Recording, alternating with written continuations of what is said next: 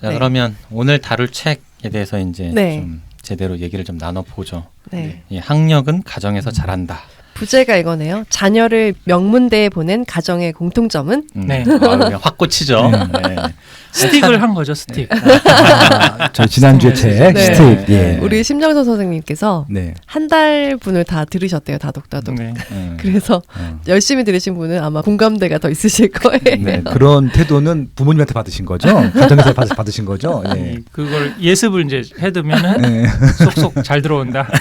예. 아주 그러면 이 책의 이제 목차를 좀 간단하게 좀 네. 소개를 해드릴게요. 네. 사실 뭐 목차라고 하기도 조금 애매한 게 네. 여기엔 13가정의 어떤 명문대 입학 사례들이 수록이 돼 있고요. 네. 보면 뭐 서울대 법대, 뭐 사법고시, 뭐 연세대, 뭐 서울대 수학과, 그리고 뭐 서울대 의대, 고대 중문과 등등등 소위 이제 명문대라고 하는 각 학교들의 입학기, 그리고 그 부모님들이 아이들을 어떻게 교육시켰는지 이런 내용들이 총 13가정이 수록이 돼 있어요. 네. 그래서 실질적인 어떻게 보면 교육 방법에 대한 그런 팁들도 좀 얻을 수 있고, 그것보다도 조금 더 큰 건 부모가 이제 자녀를 어떻게 바라봐야 하는가, 그런 마인드 이런 것들이 굉장히 중요하다는 걸 좀 많이 강조하고 계시거든요. 그래서 그런 부분도 좀 알 수 있고요. 결국 이 책에서 말하는 좀 핵심이라고 할까요? 이거는 부모가 욕심을 좀 내려놓고 아이를 좀 믿어주자인 것 같았어요. 네. 전체적인 그런 공통점인. 그래서 총 13가정의 사례를 보면서 좀 본인에게 좀 접목되는 그런 사례들 좀 찾아서 한번 실천해 보면 좀 많은 도움이 되지 않을까, 뭐 이런 생각을 좀 했고요. 목차 소개하다가 갑자기 제 서평으로 넘어갔는데 일단 좀 한번 읽어보겠습니다. 네. 네, 첫 번째 가정은 서울대 법대 사법고시 합격 승훈이네 집. 인사성 밝은 아이로 키우는 게 최우선이었어요. 라는 제목이고요. 두 번째는 연세대 합격, 지혜네 집, 서울대 합격, 동훈이네 집. 때로는 스파르타 스타일인 엄마, 하지만 감사해요. 라는 제목이고요. 세 번째 사례는 이제 서울대 수학과 합격한 윤경이네 집. 엄마는 말끝마다 제게 착하고 예쁜 딸이라고 해주세요. 라는 제목입니다. 이렇게 제목만 좀 읽어보셔도 어떤 느낌인지 좀 아실 수 있을 것 같아요. 네 번째 사례는 첫째 때는 시행착오 겪었지만 둘째 때는 적절한 관심과 지원으로. 다섯 번째는 아이를 이끌기보다 아이의 뜻을 따라 주었어요. 여섯 번째는 때로는 부모의 자리만 지켜줘도 충분해요. 그 다음에 제목들만 좀 읽어볼게요. 네. 맞벌이 엄마지만 할 수 있는 것에 집중했어요. 강북 일반고에서 고3의 반전을 이룬 워킹맘. 엄마가 책 읽는 모습을 보여주니 아이도 공부하더라고요. 부부의 교육관이 달랐지만 일관성을 유지했어요. 명문학군 과잉 사교육을 피해 비학군지로 왔어요. 이렇게 총 13가지 가정의 네. 사례들이 담겨 있습니다. 맨 마지막에 공부하라는 잔소리를 거의 하지 않았어요. 또 있었어요. 네네. 아, 그러네요. 네. 네. 이게 포인트거든요. 맞습니다. 그게 핵심이었는데 빠뜨렸네요. 네. 네. 네. 그래서 오늘은 이런 좀 구체적인 사례들을 가지고 네. 사실 저희가 갖고 있는 어떤 공부에 대한 아이 교육은 이렇게 시켜야 된다, 이런 어떤 강박이 좀 있는 것 같아요. 뭐 대치동을 가야 되고 사교육을 해야 되고 뭐. 근데 그런 것들에 대해서 이야기 나눠보면서 본인에게 맞는 방법이 뭘까, 내 자녀에게 맞는 방법이 뭘까 좀 찾아보는 시간이 되면 좋을 것 같습니다. 빠쇼님 어떻게 이 책 읽으셨어요? 저는 뭐 지금 당장 이 입장이니까 네. 네. 고등학교를 보낸 얘기, 대학교를 보낸 얘기가 다 나와 있어서 야, 진짜 부모님들이 일단 귀감이 된다. 그런 말씀을 좀 다시 한번 드려보고 싶었고요. 진짜 네. 제목 그대로 가정에서 이런 부모님 밑에서는 어떻게 보면 진짜 이런 자녀가 안 나오는 게 이상한 거죠. 예, 그래서 좀 결국은 이게 그 자녀들은 부모들의 등을 보고 자란다라는 말이 있는데 그 말을 그대로 공감하게 해준 그런 책이고요. 네. 읽으면 읽을수록 그 사례를 읽으면 읽을수록 제가 부끄러워졌어요. 예, 제 아, 등에는 키보드 소리만 듣게 해줘가지고 아니 아버지가 글 쓰고 네. 책 읽고 글 쓴 모습의 뒷모습이면 괜찮지 않을까요? 제 안엔 제가 너무 많은 것 같습니다. 자식들도 있고 아내도 있고 세상도 네. 있고 그래서 되는데 아무튼 그냥 더 애들한테 좀 더 관심을 많이 가져줘야겠구나. 그러니까 제가 스스로 관심을 조금 더 많이 갖게 하는 마음을 갖게 된 그런 책이었습니다. 네. 네.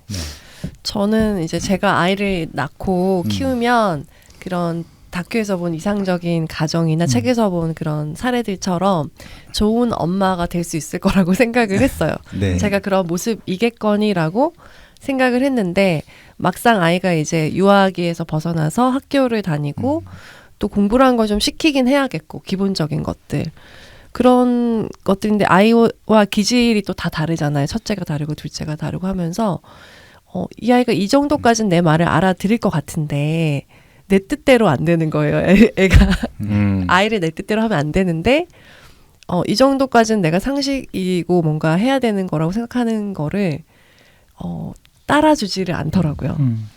제가 생각하는 대로.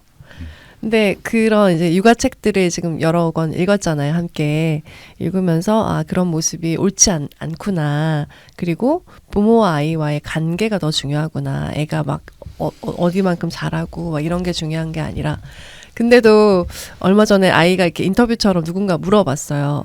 엄마는 어떤 사람이야? 이런 막 빨리 숙제! 막 이거 그 모습 그대로 저를 표현을 하더라고요. 아이가 엄마 흉내 내면서 빨리 숙제! 뭐 그리고 그 TV 그만 꺼! 뭐 이런 식으로 아이가 엄마를 그렇게 표현을 하는 모습을 보고 아 나도 벗어날 수 없구나. 그런 스탠다드한 한국 엄마의 모습에서 그런 걸 보면서 이 책을 보면서 저는 좀 그런 생각이 들어요. 지금 이제 아이가 다행히 책도 좋아하고 이렇게 좋은 모습으로도 자라고 있지만 이게 이제 학년이 거듭될수록 내가 이런 뭐 틀 밖에서 놀게 하는 그런 창의 수업과 가정이 주도하는 그런 좋은 토론식 대화를 하는 그런 모습들을 이어나갈 수 있을까에 대해서 좀 어려움이 많았는데 이 책을 읽으면서 그런 모습을 유지하고 아이를 믿어주고 좋은 관계를 유지하는 것만으로도 이렇게 아이가 좀 자기가 원하는 삶을 사는 데 있어서 그리고 자기 밥벌이를 하는 사람으로 잘 성장할 수 있겠구나 라는 생각을 하게 된 책이었습니다. 네. 네, 맞습니다. 제가 좀 이 책에서 좀 주안점을 두거나 말씀드리고 싶었던 그런 내용이 뭐냐면은 네. 우리가 이제 그 입시에서 성공을 하신 가정, 뭐 성공이 이제 어떤 기준일지 좀 다르기는 하겠지만 그렇게 보통은 보면 그런 얘기가 많잖아요. 그 엄마의 정보력, 아빠의 무관심, 할아버지의 재력 이게 이제 결정한다. 네. 그리고 이제 뭐 스카이 캐슬 같은 이제 드라마 그런 데서 보이는 막 진짜 엄청나게 막 엄마가 모든 정보와 좋은 네. 선생님을 다 대령해서 아이들한테 완전히 그렇게 해주지 않으면 아이를 어떻게 보면 뒤처지게 하는 거고 이 경쟁 사회에서 뭔가 이렇게 경쟁력이 없는 것처럼 이렇게 만드는 그게 이제 신화된 모습이라고 하는 거죠. 우리 제가 고 한국제도 그런 얘기했잖아요. 우리 그 뭔가 경제적으로 자수성가한 부자들이 일반 서민들 곁에는 별로 없어요. 그리고 경제 요즘 우리 많이 다루고 그러지만 그런 거 네. 많이 지적하시잖아요. 사실은 이웃집 뭐 100만 우리가 부자에 대해서 이미지를 보는 게 대부분 TV에서 나온 그런 전형화된 그런 모습들. 회장님, 네.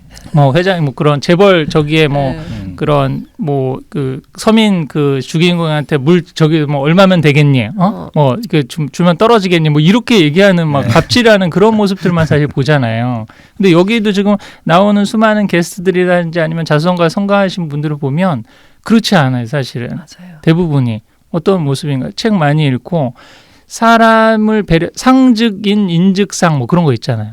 장사가 사람이고 사람이 그래서 사람에 대한 소중함이라든지 관계의 소중함 그런 걸 굉장히 많이 강조를 하시잖아요. 이태원 클래스 갑자기 생각이 나네.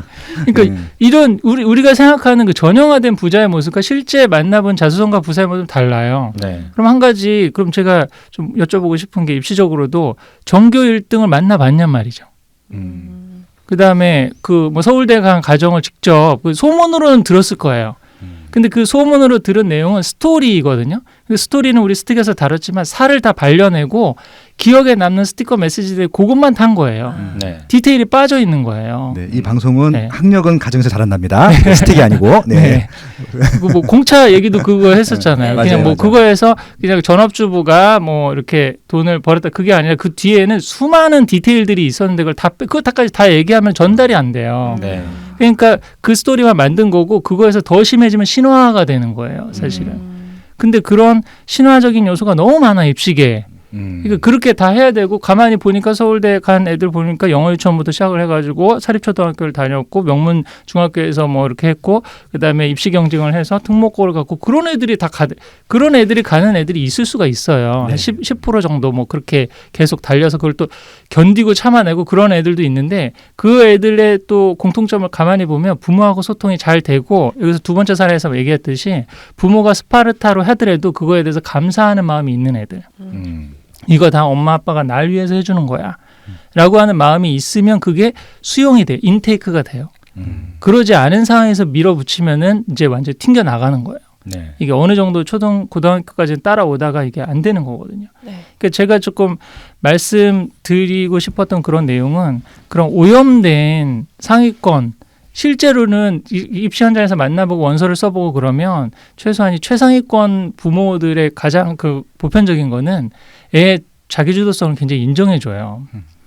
왜 그러냐면은 그게 안 되면 고등 공부를 할 수가 없어요, 사실은.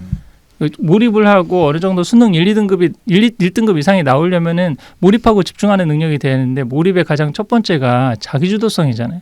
누가 하라고 그러면 하기 싫은 거거든요. 네. 그거는 뭐 전교 1등인 애도 마찬가지예요. 공부 내가 하려고 좀 생각하고 있는데 어머니가 오셔서 자 중간고사 너 좀 떨어졌던데 공부 좀 해야 되지 않니? 뭐 이런 얘기하면 갑자기 팍 하기 싫어져. 더 놀아야지 내가 막 엄마 속 뒤집어 놔야지 막 이런 마음도 그런 애들도 막 들고 그러거든요. 그렇죠. 반항심 생기죠. 네, 반항심이 더 생기고 그러거든요.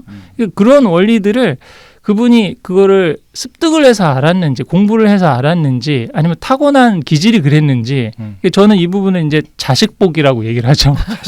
자식복하고 야. 입시운이 있어야 네. 이게 사실은 뭔가 입시적인 그 성과 맨 마지막에 에필로그에도 제가 그런 얘기를 했거든요. 네. 그러니까 그거를 좀 내려놓고 이거를 본인이 입시운이 있고 공부운이 있는 애들은 다 자기 길 찾아간다니까요. 네. 부모의 무지가 애들의 인생을 망치질 않아요. 맞아요. 네. 네. 그렇게 되는 경우 근데 그런 두려움이 너무 심한 거예요. 네. 우리나라 교육계에서는. 그리고 또 그런 게 왜 이렇게 신화화돼서 더 보편적인 것처럼 퍼져 있느냐. 이렇게 그 결국은 무슨 얘기냐면 믿는 만큼 잘하는 아이들. 애가 스스로 공부할 수 있게 뒷받침해주고 제가 끌고 땡겨 나가려고 하기보다는 뒤에서 지켜봐주고 필요한 거를 조금씩 지원해주는 특히 이제 워킹맘이나 이렇게 바빠서 입시 정보를 다 챙겨줄 수 없는 가정들은 그렇게 해서 성공하는 가정들이 굉장히 많거든요. 그렇게 했다는 얘기는 책을 낼 수가 없어요. 그러니까. 이거를. 뭔가 다이나믹한 스토리도 없고. 네, 스토리도 없고 이게 뭐가 스틱이 안 돼요. 평탄해. 안 돼요. 그리고 지금 책이 팔리려면은 초등학교 유치원 때는 무슨 책을 받고 그다음에 뭐 때 어떤 프로그램을 했고 무슨 문제지를 봤냔 말이야. 이게 궁금한 거예요. 구체적으로 따라할 네. 수 있는 뭐가 다 있어야 돼요. 그렇죠. 스토리 라인이. 그래서 뭐 무작정 시작해서 이렇게 어떻게 하면 된다라고 하는 그게 있어야 되는데 그냥 애를 믿고 기다려줘서 이게 무슨 책이 되고 강연이 될 수가 있겠어요. 그러니까 이런 90%의 보편적인 최상위권 부모의 어떤 자녀의 입시 지도의 스토리는 묻히는 거고 그 10%의 그 좀 이렇게 과장되고 신화화되고 네. 그렇게 해야 뭔가 애들이 잘 되지 않을까 뭐 이런 것들이 드라마틱한 알려지는 뭐가 좀 있는 것들이. 네. 예. 저는 그 학력은 가정에서 잘한다 이 책 읽으면서 되게 하고 싶으셨던 말씀을 또 느낀 것이 부모들이 자녀를 교육함에 있어서 그냥 특히 공부에 대해서는 오로지 대학 합격만을 바라보고 달리는 그 상황. 근데 자녀는 사실은 행복한 삶을 사는 게 중요하잖아요.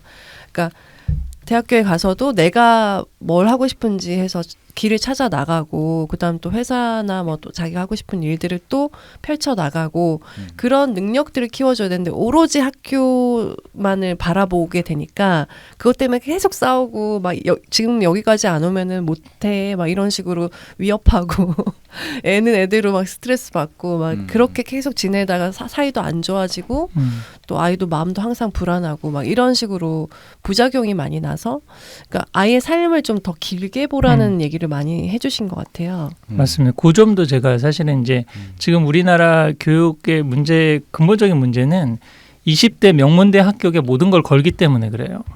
그걸 위해서는 국영수를 잘해야 되고 1, 2등급을 받아야지만 그래서 인서울 탑10에 7만 안에 들어야지만 뭔가 답이 나오는 거라고 생각하면 그렇지 못한 나머지 80% 아이들은 다 루저가 되는 게임이거든요. 근데 그거를 어른들이 나서서 같이 막 그 경쟁에 막 동참을 해서 서로 막 땡기고 끌고 막 이 지금 경쟁들이 벌어지는 거거든요. 그래서 제가 이제 자주 전작이나 뭐 강연 때도 얘기하는 게 자녀 교육 목표를 20대 명문대 합격이 아니라 3, 40대 경제적 자유인. 왜 그러냐면 이게 행복한 사람 이건 좀 너무 추상적인 것 같아. 그렇죠. 스티커 메시지가 아니야. 이게.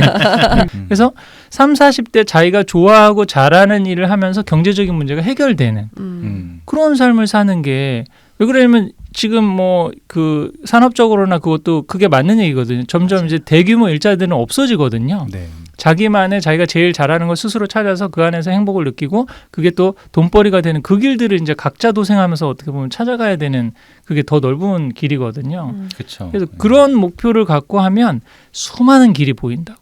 네. 근데 그리고 그렇게 우리가 내려놓잖아요. 근데 입시 쪽으로 잘 되는 케이스들이 너무 많아. 그렇게 오히려 그렇게 되려. 그렇게 네. 내려놓고 네. 애를 믿고 그럼 이렇게 하니까 엄마 아빠가 너한테 바라는 거는 네가 3, 40대 행복한 적 지금 뭐 대학을 어디를 가고 뭐 그러는 건 별로 뭐 중요하다고 생각하지 않아. 이걸 하고 집착을 내려놓으면 그 다음서부터는 아이가 하고 싶은 것들이 진짜 하고 싶은 것들이 올라와요. 근데 야 너 이렇게 해가지고 최소한 1등급을 해서 어디는 가야지, 인서울은 해야지 이런 식으로 이제 밀어붙이고 그게 안목간에 아이한테 부담이 계속되는 상황이면 자기의 어떤 역량들을 자꾸 숨기고 감추고 드러내지 않으려고 그러거든요. 아이들은. 그러니까 대학에 가는 데 좀 뭔가 특화돼 있는 뭐 국영수라든가 뭐 이런 쪽으로 좀 발달이 돼 있는 아이들도 있을 거고요. 네네. 실제로 자기는 그쪽엔 관심은 없는데 엄마 아빠가 하라고 하니까 그냥 마지못해 그냥 억눌려서 했던 아이들도 분명히 있을 거잖아요. 근데 정말 앞으로의 사회가 과연 어떤 아이들이 더 주목을 받을 거냐라고 하면 되게 꼭 국영수만 잘한다고 해서 앞으로 미래가 밝냐? 그건 또 네. 아니잖아요. 네네. 정말 그 국영수 외적인 부분에서도 수많은 길이 있을 텐데라는 생각이 좀 진짜 많이 드는 것 같아요. 네네. 근데 또 현재 사회는 그렇진 않고 네. 완전히 입시 위주로 돌아가고 있고 여전히 네. 그리고 앞으로도 그럴 것 같고 네. 그러니까 거기에서 되게 갈팡질팡하는 것 같아요. 부모들도 현재 사회는 이렇고 다들 막 대학교 안 나오면 뭔가 큰일 날 것처럼 생각들을 하고 내 주변에서도 다 날리고 막 이런데 막상 우리 아이만 또 그렇게 자기 주도적으로 자기가 원하는 길을 또 걷게 할 수 있느냐는 또 다른 문제잖아요. 맞습니다. 그게 굉장히 좀 엄청 고민될 문제인 것 그게 같아요. 이제 현장에서 제일 많이 올라오는 질문이거든요. 네. 그 지금 그리고 그런 질문의 근본적인 이유는 뭐냐면 부모가 그런 패러다임에서 벗어나지 못하기 때문에. 그렇죠. 나도 그래도 뭐 엄마가 시키는 대로 공부하고 학원 가서 대학을 가서 지금 먹고 사는 이렇게 됐는데 그러니까 얘도 이제 그렇게 해야 된다는 그런 패러다임에서 벗어나지 못해서 그러거든요. 예, 근데 구체적인 사례를 하나 드리면은 제가 지금 아는 지인 중에 이제 부동산 업계에서 이제 스타트업을 하셔가지고 굉장히 조금 이제 자리를 잡으신 이 분인데 이분이 분당에 이사를 가셨는데 분당으로 보통 이사를 가면 이제 순회동 그쪽 네. 이제 뭐 순회중 내정중인데 학군지로 많이 가잖아요. 네. 근데 거기로 안 가시고 분당에서도 약간 학군이 조금 선호도가 떨어지는 그런 지역에 애를 보내시더라고요. 한국지 거기 나오죠 거기 제가. 예. 왜 그렇게 가셨냐고 물어보니까 그분이 그런 얘기 하시다. 지금 아주 명문학군 치열한 학군은 다 엄마 아빠가 회사원 공무원이에요. 그러니까 지금 이제 입시로 승부를 봐야 되겠다고 하면 그냥 본인이 보고 들은 게 그게 전부가 되는 경우도 굉장히 많거든요. 대치동에 오시는 분들도 엄밀히 말하면은 이게 또 태북 태남이 좀 다르다고 그러잖아요. 네. 본인이 전문직 의사, 변호사라든지 아니면 고위직 공무원으로 해서 공부로 승부를 보신 분들의 마지막 최후의 보루가 사실은 대치동이거든요. 근데 이제 압구정동, 청담동 분위기가 좀 다르다고 그러죠. 공부를 좀 시켜보다가 아니면은 말을 태울 수도 있고 아니면 바이올린을 키울 수도 있고 해외로 보내버리고 해외에서 최소한 그런 정도의 이제 경제력이 되는 가정에서는 지금 있는 재산 안 까먹는 게 가장 좀 큰 관건이거든요. 얘가 뭐 공부를 해서 전문직이 되고 그리고 이미 뭐 그렇게 시켜서 이게 답이 안 나온다는. 이게 어떻게 보면 좀 최상위층에 있는 분들은 또 그런 혁신적인 사고들을 좀 하는 경우들이 있어요. 근데 중간층이 이 길밖에 없다라고 생각하면 이제 그 공부에만 사실은 이제 그렇죠. 몰인하는 그런 거잖아요. 근데 이분은 약간 패러다임을 좀 달리했어요. 그래서 나는 우리 아이한테 이런 세상만이 공무원과 대기업의 직원만이 전부라고 하는 걸 보여주기 싫어.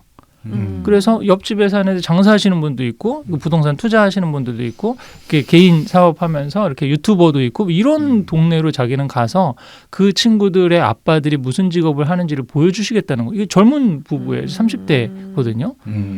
이렇게 깨어있는 부모들도 있어요. 사실은. 와, 멋있다. 진짜 근데 제가 반포맘이잖아요. 어쩌다 보니 근데 진짜 아이들 아버지 직업들이 거의 다 의사, 판사 그런 전문직. 그런 뭐 다사 분들이시더라고요. 저도 공인중개사 잘 지내고 있습니다. 저는 김노사라고요. 알겠습니다. 네. 근데 이제 문제는 우리 자주 그 말 인공지능 시대에 우리 지난번에 조던님도 그런 말씀하시고 그러는데 네. AI 그 1차 대상이 그 회계사님이라든지 뭐 이런 그러니까 굉장히 인지적인 국영수를 잘해가지고 올라갔던 그런 직업들이 1순위거든요. 네. 그 직업이 없어지는. 이 직업이 없어지는 1순위죠.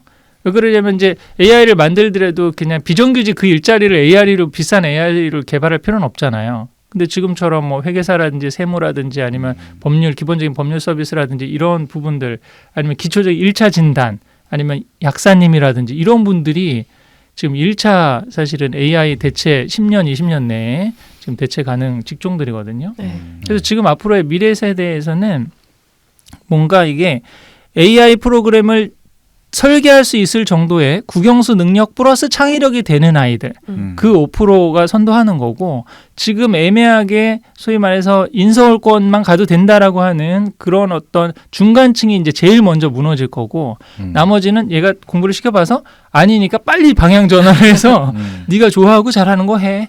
어차피 대학 나와도 뭐 비정규직이고 취업도 잘 안 되고 뭐 이러는데 그렇게 불행하게 뭐 하지 말고 사교육비 싹 다 줄여가지고 미국 주식에 투자하는 거죠. 배운 대로. 그 존니 대표님도 얘기하고 지난번에 뭐 조던님도 말씀하셨듯이 그 사교육비를 10년치 거의 뭐 1억 2억 들어간다고 그러는데 그 돈을 투자했다고 생각해 보세요. 10년을. 어마어마하죠. 20년 10년 후면 그걸 갖고 애가 대학을 안 갈 거야? 그러면 엄마가 너 사회생활하고 사업하거나 너가 뭐 그러면 사업 뭘 해야 될지 모르면 여행이라도 시켜줄게. 지금 이 1억 갖고 1년 동안 군대 갔다 와서 세계 여행해. 와. 그러면서 네가 엄마는 좀 그 정도 스케일이야. 뭐 네가 국영수 잘하고 뭐 이게 지금 몇 점 맞았어. 너 지금 이거 이 정도 해가지고 좀 기초 학력이 안 되는데 따라가. 이 정도 스케일이 아니라고. 근데 그거는 애들 공부를 시켜보면 바로 나와요. 사실은.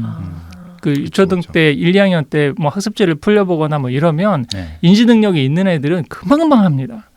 금방금방 하고 그때 팟캐스트에서 한번 얘기했었잖아요. 네. 금방 하고 엄마 이거 또 없어? 재밌고 또 칭찬받으면 그 매트 효과가 나타나는 거죠. 네. 잘하면 더 잘하고 저 잘하고 막 그렇게 해가지고 올라가는데 이게 벌써 공부 쪽이 아닌 애들은 신호를 보내줘요. 학습지 하나 푸는데도 그냥 낑낑대고 학원 안 가겠다 그러고 엄마 꼭 가야 되냐고 그러고 이렇게 신호를 보내주면 그 신호를 받아들여주면 되거든요. 사실은. 근데 그걸 못 받아들이는 게 이게 두려움이에요. 뒤처지지 않을까? 그 나는 이렇게 내가 살아온 그 패러다임으로만 애를 보는 거죠. 앞으로 미래 사회가 어떻게 될지에 대한 좀 시야를 갖고 그러기 위해서는 다독다독을 많이 들어야 되겠죠. 이런 그렇죠. 이런 좀에 김경희 저는, 교수님 책이라든지 뭐 네. 이렇게. 그렇죠. 저는 지금 말씀하신 내용대로 그러니까 정말 세계적인 탑 클래스 최최상위의 그런 연구자들 있잖아요. 그러니까 기술을 정말 선도하고 새로운 기술을 만들어서 AI든 어떤 시대를 이끄는 그런 기술을 만드는 사람이 아니면 뭔가 이렇게 정말 이렇게 서울대 나오고 이런 게 크게 의미가 있을까라는 생각이 들어서 우리 아이를 그렇게 최최상급으로 만들어주면 만들 수 있을까? 막 이런 생각을 해보기도 했었어요. 근데 그게 제가 한다고 되는 게 아니겠죠? 네. 네. 그러니까 이게 지금 결론은 아이를 포기하려고 만든다고 생각하면 안 돼요. 그러니까요. 보통 이게 네. 지금 입시나 아니면 이 사교육계나 대치동 분위기는 작품을 만드는 얘기가 있거든요. 어렸을 때부터 내가 이렇게 달려서 애를 프로그램을 뭐뭐를 시키고 영어 유치원 어디를 보내고 뭐 사립초등학교를 어떻게 해서 이렇게 해가지고 작품을 만들었다라고 하는 저는 그 작품이 도대체 무슨 작품인지 저는 모르겠어요. 나도 내 인생을 만들기가 쉽지가 않은데 어떻게 내 아이의 인생을 그렇게 설계를 해주고 뭐 만들어줄 수가 계획을 짜주고 그럴 수가 있을까요, 사실은? 네. 간판을 잘 만들었다는 거죠. 명문대 입시라는. 그리고 그게 지금 제가 봤을 때 네. 지금 서울대 제 제자들도 많이 보내고 뭐 명문대 보내고 그랬는데 네네. 그것보다는 이게 끌어올 수 있는 게 명문대 입학까지 우리 김경희 교수님도 얘기했잖아요. 우리나라 동양 애들 동양 정서를 하면 하버드 입학까지는 된다고. 근데 이후에 이제 중도 탈락률이 굉장히 많고 취업까지는 되는데 승진이 안 되는 거예요. 그 이후에 회복 탄력성을 갖고 자기가 어떤 문제 해결 능력을 창의적으로 갖는다든지 다른 사람하고 소통하고 이런 부분들이 지금 안 되면 본인이 성공에서도 제한된 성공에 이를 수밖에 없어요. 네. 그다음에 더 중요한 거는 본인이 행복하지가 않을 수가 있거든요, 사실은. 제가 좀 강조하는 게 사실은 입시가 애들은 20년만 사는 게 아니잖아요. 근데 우리 지금 입시에 달리는 부모님들의 기본적인 정서는 이런 얘기를 많이 하시거든요. 우리 지금 3년 남았다고. 1년 남았다고. 시한부생명처럼. 그 시한부생명처럼. 애들 좀 수능 보고 죽는 건가? 왜 그런 얘기를 하지? 애들 인생은 70년, 80년인데 그 마라톤인데 여기서 지금 뭐 1km 구간 전력질주 해가지고 먼저 들어왔다고 걔가 인생에서 저기 하는 건가요? 자녀교육론에서도 성공했다라고 하는 게 대부분 뭐 서울대 보냈다, 뭐 하버드 보냈다, 그다음에 뭐 특목고 보냈다, 아니면 초등 고학년인데 해리포터를 읽는다. 전 그게 무슨 의미인지 제가 이해가 안 돼요, 사실은. 그래서 제가 그 한국지 그 뒤에 얘기했잖아요. 미국에서 필리핀에서 막 국제학교 보내서 미국에 있는 명문대에 보내고 막 그렇게 했는데 생각대로 안 됐어. 생각대로 안 되고 그렇게 마흔이 넘으니까 이제 그걸 깨달으신 거야. 근데 그걸 이제 다 뭘 하자고 뭘 목표로 지금 그렇게 애를 몇 억을 쓰고 이렇게 달리고 뭐 이렇게 했는가 가만히 좀 생각하고 반성이 되고 그런 또 얘기를 하셨다고 그랬잖아요. 그 애가 어렸을 때 잘 따라온다고 너무 자랑하지 말고 애가 네. 좀 못 따라온다고 사실 그렇게 생각할 필요가 없다고. 네. 애 인생을 좀 길게 보면 결국은 걔가 행복한지 안 한지는 마지막 최소한 40대를 넘겨보고 아니면 인생의 마지막 순간에 어떤 모습을 보이는지를 사실 봐야 되거든요. 네. 우리가. 이 책 읽으면서 좀 되게 안도했어요. 애가 잘 안 따라온다고 걱정하지 말라고 하셔가지고 되게 안심을 많이 했어요. 그러니까. 저는 미쳐버릴 것 같지만 안심이 되더라고요. 그래서 우리 아이도 진짜로 이렇게 뭐랄까 바로바로 질문을 하고 이렇게 좀 이렇게 현재의 그런 세태에 바로 반항하는 좀 그런 기질이 있다는 느낌을 많이 받아요. 그래서 우리나라에서 이렇게 지금 만약에 90년대생으로 지낸다면 굉장히 모난 돌이지 않을까라는 그런 기질이 보이더라고요. 그때 김규 교수님도 그랬었잖아요. 예. 잘 크고 있는 거라고. 그래서 그게 더 참. 그걸 잘 살려주면서도 다른 사람이랑 잘 지내는 방법을 막 가르쳐야겠다는 게 좀 어렵긴 해요. 네. 그런 부분에서 제가 얘기하는 게 인지 교육을 될 수 있으면 집안에서 하는데 너무 그 초점을 두지 말라고 하는 거거든요. 그 집안에서 부모님이 해줘야 될 부분은 인성과 지혜 교육적인 측면이거든요. 인지 교육은 본인이 하거나 아니면 바깥의 어떤 기관이나 교육이나 학교나 학원에서 사실 소싱을 할 수 있는 부분이고 네. 그런 부분을 애가 창의력도 내가 어떻게 해서 길러줘야겠다라고 하는 인지 교육적으로 사실 이게 접근을 하면은 이게 너무 해줘야 될 게 많은 것 같고 이게 좀 힘들고 맞아요. 뭔가 아이와의 그 트러블이 굉장히 많거든요. 네. 근데 그거를 좀 내려놓고 그냥 아이와의 소통, 제가 얘기하는 좀 그리고 우리가 정말 중요하고 좀 필요한 거 한 가지를 한다. 그런 거를 했을 때 뭔가 좀 다른 그 변화들이 일어날 수 있는데 최근에 한 사례가 있어요. 제가 책에서 소개를 했는지 아니면 공부글에서 소개를 했는지 제가 조금 헷갈리는데 공부글에서 조금 나온 것 같습니다. 그 제가 말하는 교육론이 조금 이상적인 교육론이잖아요. 집에서 뭐 가족 식탁 대화를 하고 뭐 이렇게 유대인식 교육을 한국적으로 좀 접목을 해서 이렇게 해보자고 그거를 거의 고생 교육을 좀 하고 아이들한테 좀 결핍을 경험하게 하고 뭐 그렇게 하라고 하는 거를 저하고 1년 동안 그대로 좀 따라하셨어요. 원래는 이제 평촌에 가서 아이 사교육으로 해가지고 막 이제 지금 예비 중일이에요. 예비 중일이고 그런데 그렇게 막 달리려고 그랬는데 오히려 그럴수록 더 아이하고 트러블이 더 많이 생기는 거예요. 학원 너 빨리 안 가고 지금 뭐해? 숙제 했어 안 했어? 우리 너 이렇게 고생해가지고 아빠가 여기까지 이사 와서 너 공부시키려고 그러는데 너 제대로 하는 거야 안 하는 거야? 막 이런 어떤 갈등들이 너무 많이 생기는 과정이었거든요. 근데 그러다가 아버님이 제 학군 책을 읽으시고 부동산 투자에 관심이 많으셔가지고 그런데 딱 보니까 강연이 있다고 그래서 엄마한테 가서 좀 심 선생님 강의 있다고 그러니까 한번 들어봐라. 라고 해서 이제 오고 학군이나 뭐 입시 이럴 줄 알았는데 제가 말하는 게 또 가정중심교육 이렇게 하니 그러니까 좀 깜짝 놀라서 그렇게 필요하기는 한 것 같은데 한번 해보겠다라고 그래서 고생교육도 필리핀 가서 고생교육도 시키고 뭐 이렇게 하셨어요. 그래서 지금 어떻게 하고 있냐면 학원을 다 끊었어요. 음. 검도학원만 보내. 그리고 체력적으로. 네, 체력적으로 사실 회복 탄력성이라든지 아니면 근성을 길러주는 가장 기본이 체력이거든요. 사실은 네네. 이제 몸이 먼저다 하거든요. 사실. 네. 이게. 네. 근데 이 근태 부분이 의사 계시죠? 네. 이런 부분에서 그 부분만 딱 몸의 공부로만 딱 우리 집에서 신경 써준다 너한테. 그리고 두 번째로는 가장 중요한 한 가지만 하자. 그 뭐 수학 지금 이제 예비 중1이니까 얼마나 마음이 좀 급하겠어요. 수학 선행도 해야 될 것 같고 영어도 공부를 해야 되고 막 이렇게 마음이 시기한데 하루에 저녁에 1시간씩 이 신앙생활을 하는 가정이 성경을 아들하고 같이 읽습니다. 정말 성경. 유태인 가정. 근데 그거 이제 독서법 이제 어떻게 하냐면은 키워드 독서법을 제가 이제 권해드리는 방법인데 같이 한 5장 정도를 한 장씩 소리내서 읽어요. 한 장을 읽고 난 다음에 가장 본인의 마음에 다가오는 한 구절을 적어요.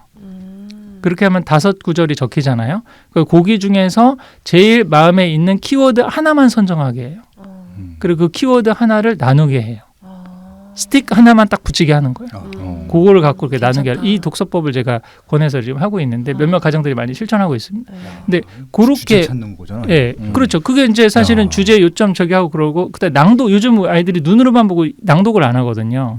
사실 이 낭독을 할 때 또 교육적 효과가 굉장히 있거든요. 네. 그럼요. 그래야 이제 나중에 유튜버들을 하든지 그러니까 목소리 요즘 팟캐스트를 애들이 하거나. 발음이 발성도 옹옹하는 애들이 좋아지고. 굉장히 그렇죠, 그렇죠. 많아요. 뭐 이렇게 야, 지금 요런 해가지고 거 좀, 네. 그것만 딱 시키고 나머지는 다 내려놨어요. 야. 그러니까 나머지 시간에 네가 게임을 하던 뭘 하던 다 이렇게 했는데 그 하나만 가장 중요한 한 가지만 하고 나머지는 다 아이한테 맡긴다고 하니까 그렇게 그 전에는 너는 이것도 해야 되고 이것도 해야 되고 이것도 해야 되고 생각했는데 스스로 하나씩 하는 게 보이는 거예요. 그다음에 또 최근에는 그거를 지금 그 블로그에 하나씩 포스팅하고 계세요. 제가 그래서 정말 약간 좋은 사례가 되실 수 있다. 네. 지금 하는데 최근에 어떤 사례가 이번 지금 코로나 사태잖아요. 네. 이 친구가 뭐 했냐면 밖에 나가서 평촌 그 광장에서 연을 날리는 거예요. 뭐라고요? 연을 날려요. 네. 연. 바람이 혼자서. 불고 그러니까 이제 연을 날리고 근데 옛날 같으면은 난리가 나. 네가 지금 연 날릴 지금 저기 정신이야? 너 지금 중학교 1학년이야. 네. 얘가 진짜 정신이 있어 없어 이렇게 멋있다. 지금 할 상황인데 괜찮아. 연 날리고 싶어? 나가서 날려.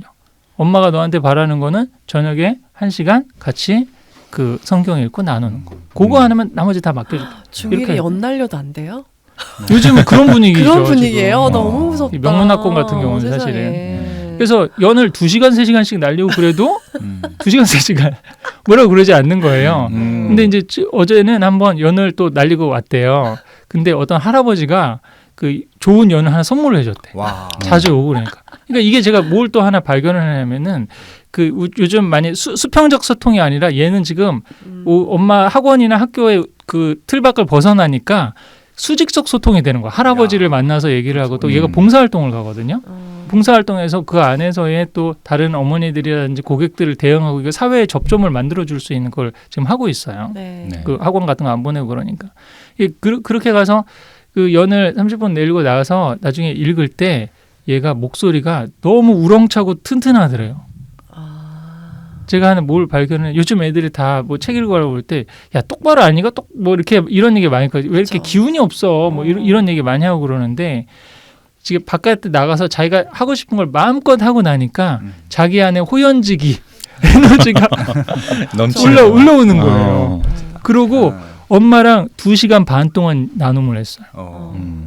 요즘 초등 고학년이나 중학교 1학년 남자애들 중에 엄마랑 2시간 이상 반 얘기하는 애도 없습니다.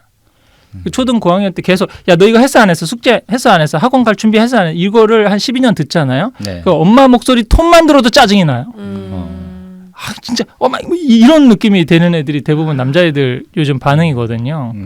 근데 얘는 지금 그 중학교 1학년까지 사춘기 접어드는 애가 엄마하고 2시간 반 동안 이런 내가 연날 때 이런 게 있고 할아버지가 이걸 줬는데 내가 막 날려고 막 이러고 하고 본인이 또 자기가 뭐뭐 블로그를 해보고 싶대.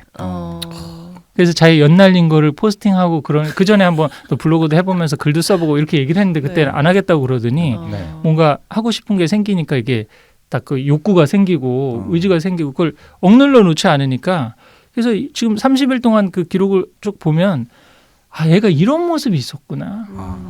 그 또 그런 얘기를 하시거든요. 그 전에는 애가 이런 얘기를 많이 아들 하나예요. 이 집안이. 그래서 엄마한테 무슨 얘기해요? 엄마 잠깐만 내 눈 맞춰주고 나랑 좀 내 얘기 들어주면 안 돼? 그런 얘기 보통 하면 야 엄마 네가 무슨 얘기하는지 다 알아. 그냥 뭐 눈 맞추고 그걸 네가 몇 학년이야? 뭐 필요한 거 있으면 얘기하고 뭐 그렇게 하지.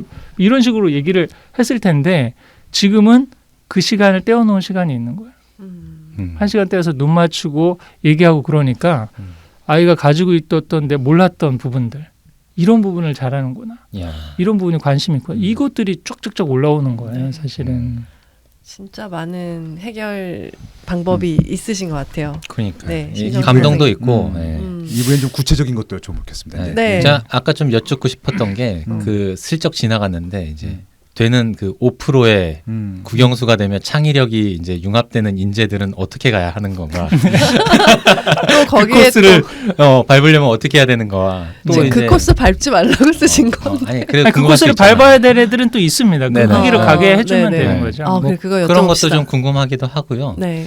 그리고 또 저도 이제 좀 고민이 있어요. 이제 아내랑 좀 교육관이 대체로 비슷한데 좀 안 맞는 부분이 좀 있어서 뭐 예를 들면 아내는 이제 좀 수학을 조금 해야 된다. 초등학교 들어가기 전에 최소한 이 정도는 좀 해야 된다라는 게 있고 저는 좀 거기에 대해서는 좀 반대 의견이었는데 아내의 논리가 뭐였냐면 애가 수업 시간이 거의 하루의 대부분을 차지하는데 수업을 그렇게 선행을 하지 않고 갔을 때 와. 애가 수업을 못 알아들으면 하루의 대부분의 시간을 정말 멍 때리고 의미도 없이 보내게 되는 거 아니냐. 근데 그 말을 딱 듣는 순간 또 납득이 되는 거예요. 애 그 소중한 시간들이 아깝잖아요. 이 질문 많은 분들이 궁금해하실 것 아, 같아요. 근데 수업이 왜 그냥 멍 때리는 시간이라고 생각하시는지. 그러니까 본인이 이제 좀 진도를 본인도 이제 학교 선생님이니까 네. 애들이 이제 수업에 관심이 있는 애들과 관심이 없는 애들이 어떻게 지내는지를 다 보잖아요. 네. 근데 관심이 없고 그런 애들은 자거나 딴짓하거나 한 그렇죠. 시간 내내 스마트폰 보거나 충실하지 그게 못한 이제 거지, 수업 본인이 시간에. 네. 이제 너무 아깝다는 생각이 많이 드는 거죠. 정말 소중한 시간들이잖아요. 어떻게 보면. 근데 그러니까 아이들이 그렇게 하는 이유가 뭔가를 좀 생각해 보면 수업이 이제 이해가 안 되니까 재미가 없는 거야, 기본적으로.